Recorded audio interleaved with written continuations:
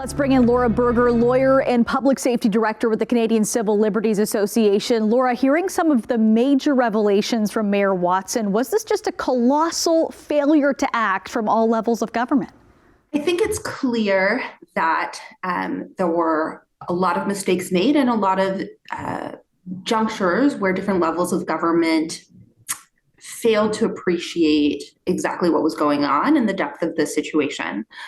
So what we've heard so far, for instance, is that the city of Ottawa and the Ottawa police were preparing for a few days of protest that quickly ballooned and became much longer and much more serious.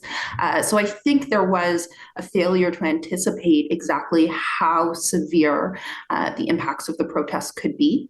And I think we're also seeing a real lack of coordination and differences in opinion among the levels of government in terms of how to respond.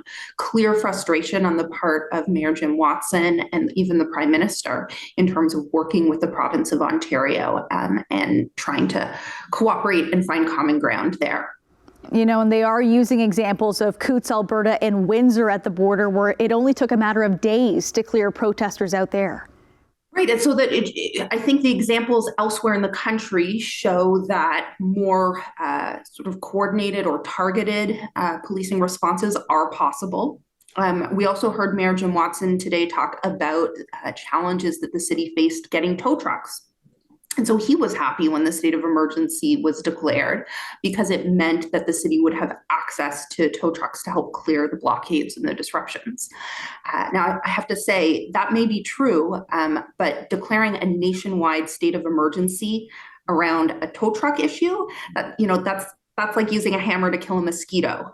Surely, if the real issue was getting those resources to clear the large rigs from downtown Ottawa, there had to be a more measured way as opposed to very sweeping orders that applied right across Canada and that restricted the civil liberties of every single Canadian.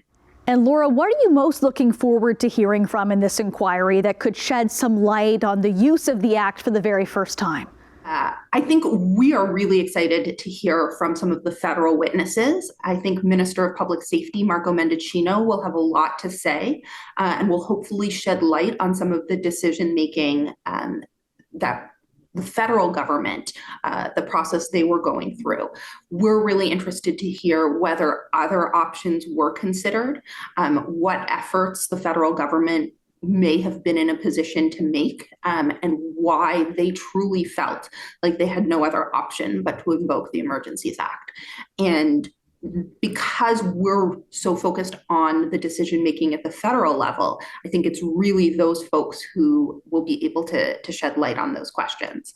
And let's keep in mind that ultimately the burden falls on the federal government to justify its invocation of the Emergencies Act, right? In this situation, because the Emergencies Act gives the federal government such extraordinary powers, the onus, the burden lies on them. And so far, from what we've seen, that burden has not been met, that threshold has not been met, but it remains to be seen whether there's more evidence that could convince Canadians.